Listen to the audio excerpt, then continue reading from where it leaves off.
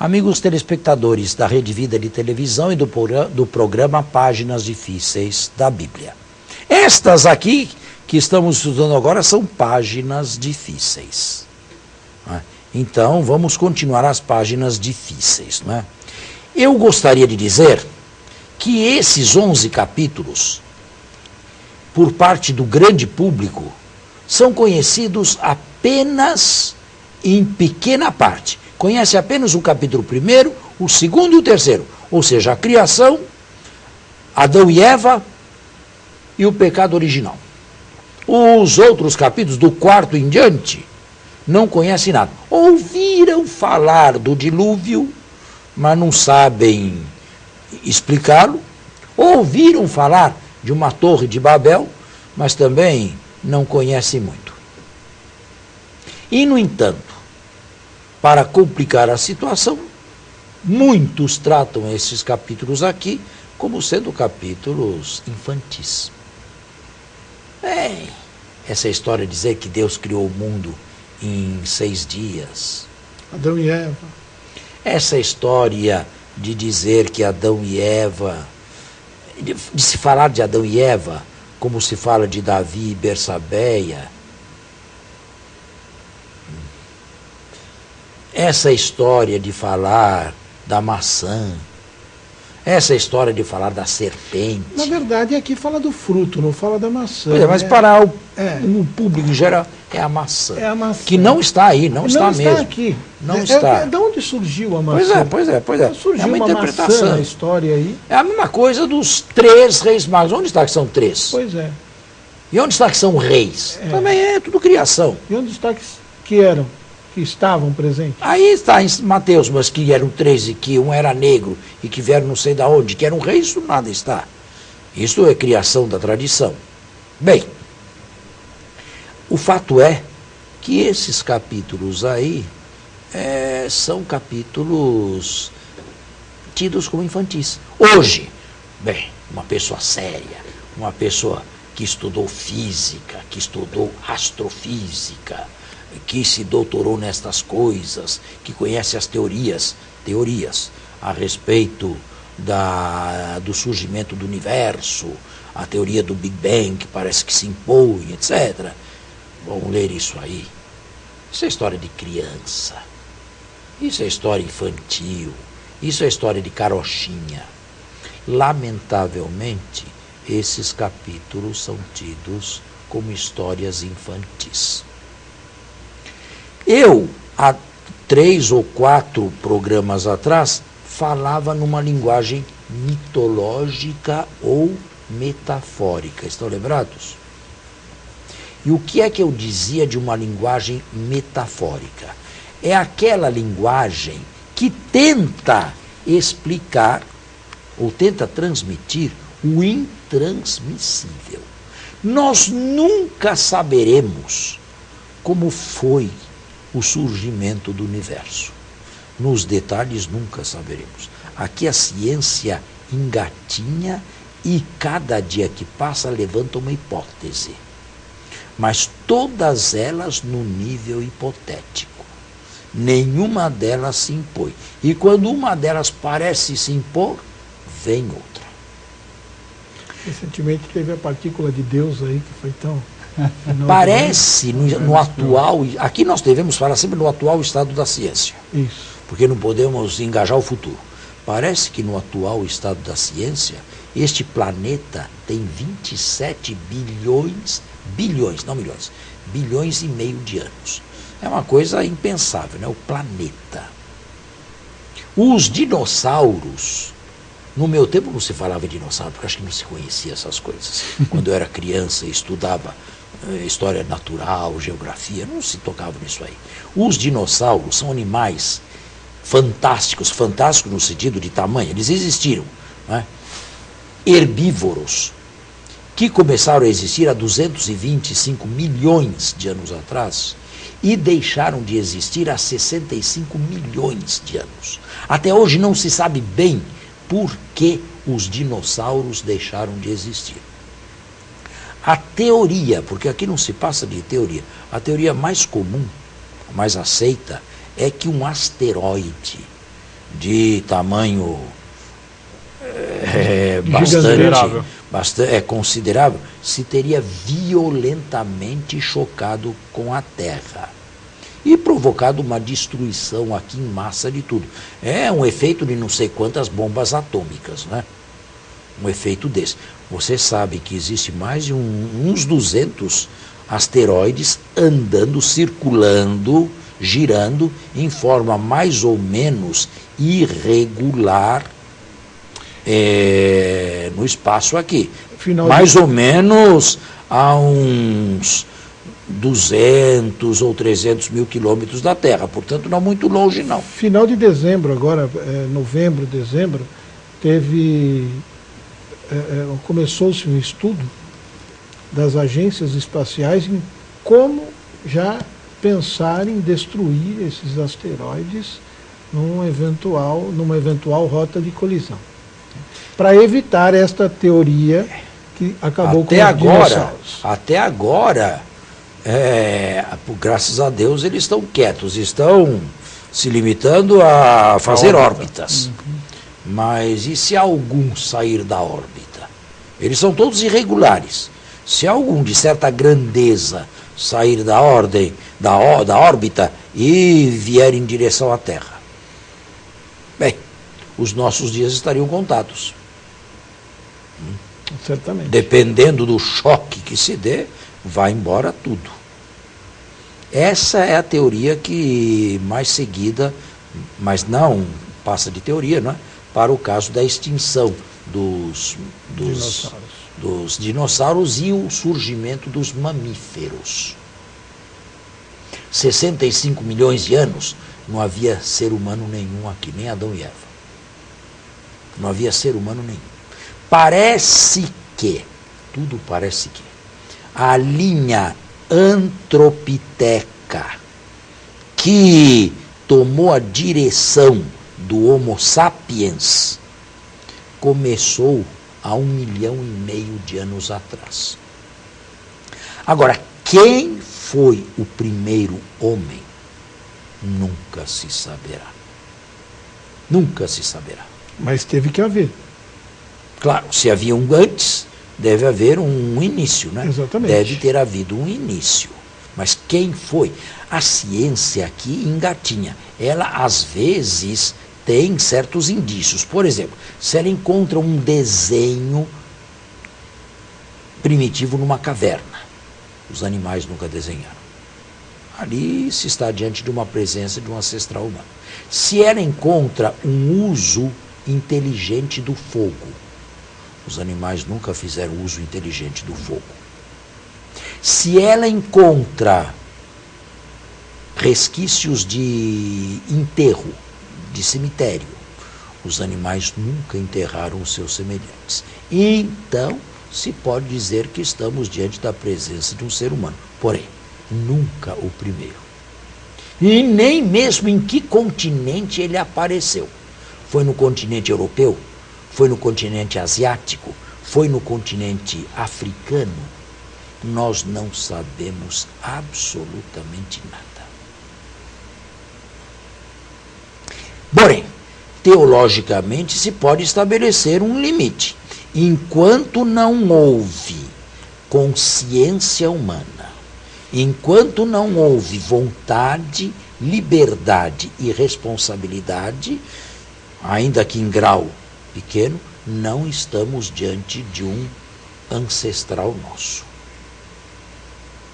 E devo dizer, para complicar, eu não sou cientista e paleoantropólogo, mas alguma coisa é possível que um animal, um mamífero já muito desenvolvido, tenha uma estimativa que caminhe assim, uma estimativa muito desenvolvida de um animal ainda, com um início de inteligência e estimativa de um ser humano. Isso significa que morfologicamente não se tenham distanciado muito um do outro. Porém, o limiar já teria sido ultrapassado. Porque, embora a estimativa seja muito igual, ali já se tem inteligência, vontade e responsabilidade que no outro não tinha. Estimativas são os sentidos internos. Por exemplo, por que um cordeiro foge do lobo? Se ele nunca viu o lobo. Se o lobo nunca fez mal a ele. Porque é por causa da estimativa. Porque ele tem um sentido interno. Instinto interno, não externo.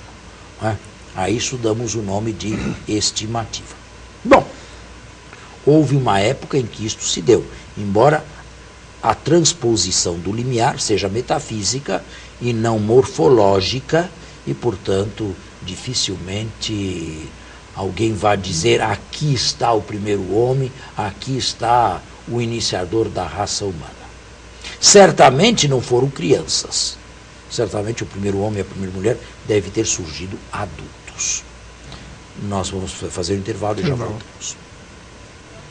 Muito bem, estamos de volta. Eu não sou professor de paleoantropologia, apenas algumas informações para os telespectadores. O que importa é que houve um homem e uma mulher.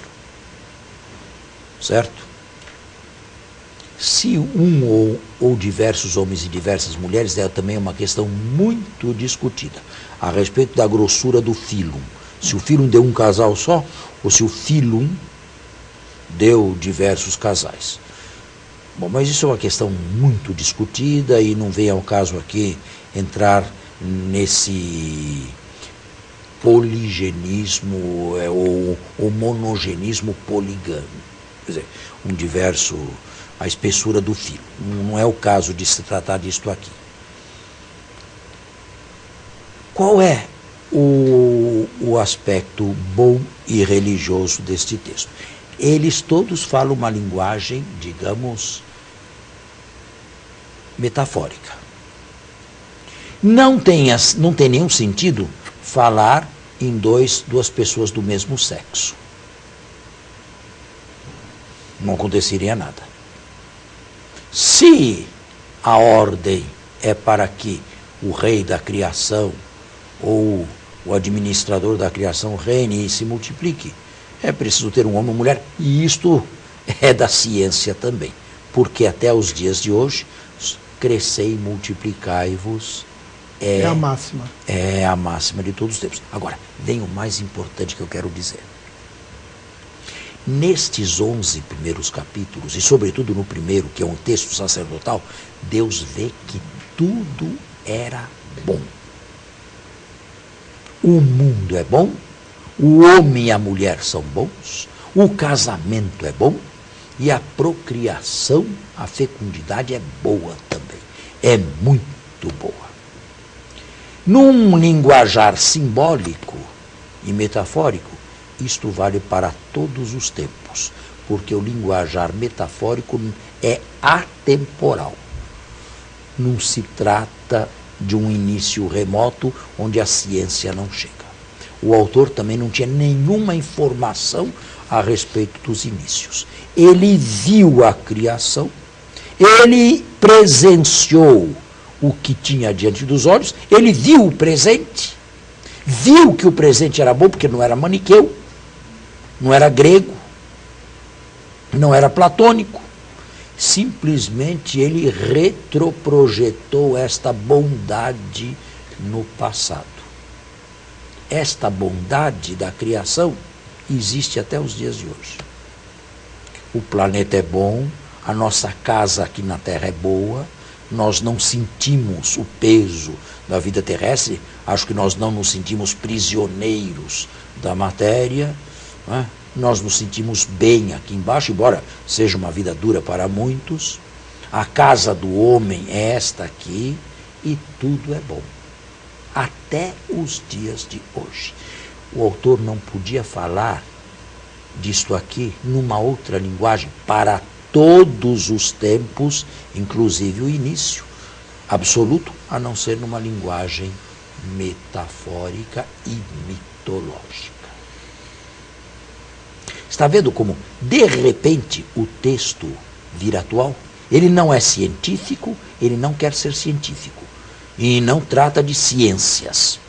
Mas ele mostra que o que existe tem uma bondade intrínseca que percorre todos os tempos. Isto é atual? Atualíssimo. Então, Adão e Eva somos todos nós. Cada ser humano é um Adão, vindo do barro e volta para o barro.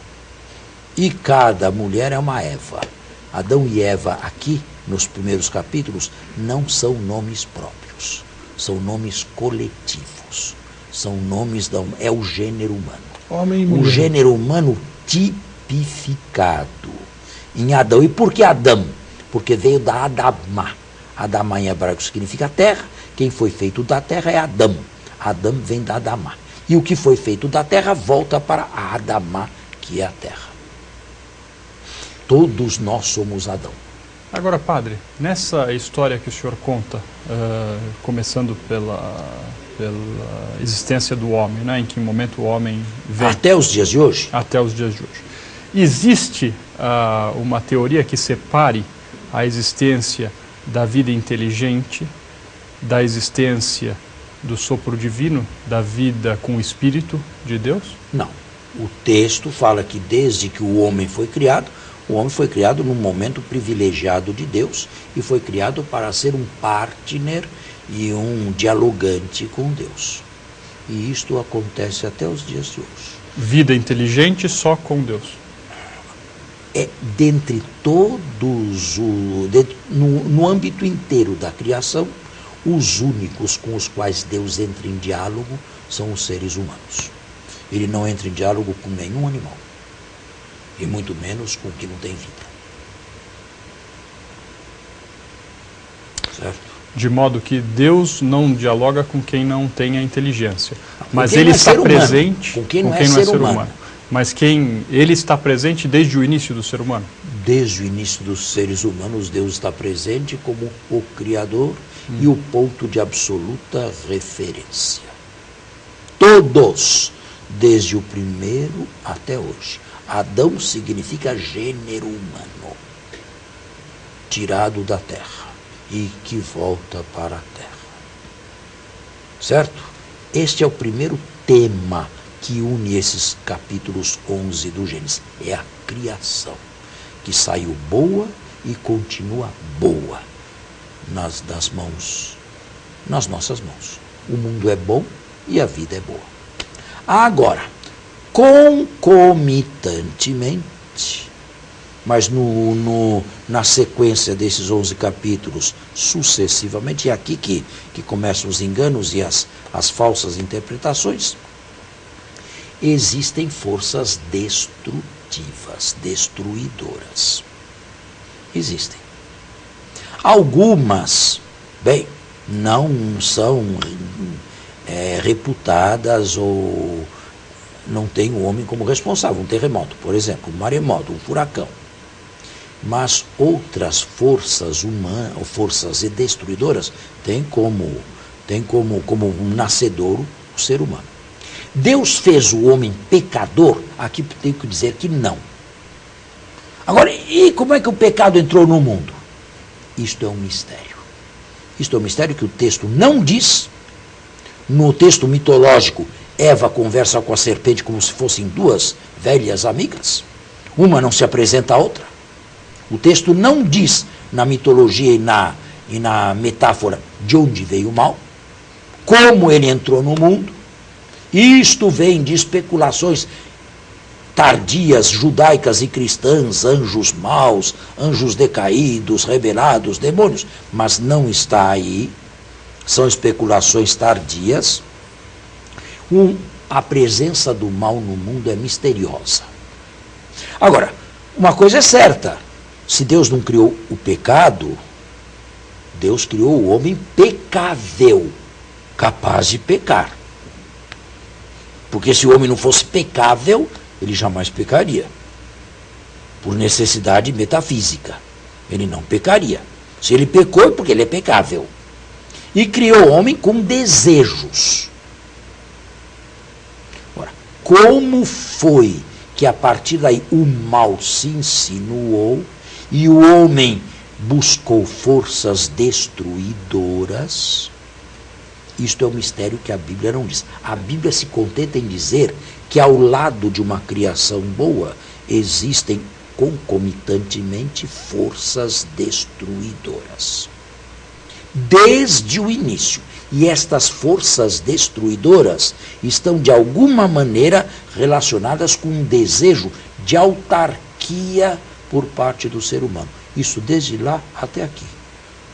Você não vê a maior parte da humanidade querendo viver sem Deus? E vivendo muito bem. Para que eu preciso de Deus? Deus não é rarefeito? Está aí. Está aí uma força destruidora. Isto leva o sujeito ao pecado. Leva a carne ao pecado. E a carne do pecado vai à morte. A morte como punição. Agora, você podia me perguntar, a que morte se refere? A morte espiritual, a morte corpórea ou biológica, a morte do homem inteiro, a morte escatológica, o inferno? Eu diria com Santo Agostinho, todas, sem exceção de nenhuma. O homem que se rebela desde o início contra Deus até os dias de hoje, tem como salário do pecado a morte. Todas as mortes. Não só a morte biológica, todas. Do corpo, da alma, de tudo. Mas, o inferno também. Padre, essa morte vem como punição pelo comportamento ou como consequência da escolha de viver longe de Deus? Isto o texto não diz. É possível fazer teorias. A morte teria existido mesmo que não tivesse havido pecado? Ou, ainda que existisse, ela seria diferente e menos dolorosa do que é hoje? Menos agressiva, menos dolorosa, menos sentida, menos terrificante do que é hoje? Eu diria, como aqui há um silêncio total, simplesmente se diz que o pecado, a força destruidora, leva à morte, eu diria que, de uma certa maneira, a morte é natural, porque o que vem da terra deve voltar à terra.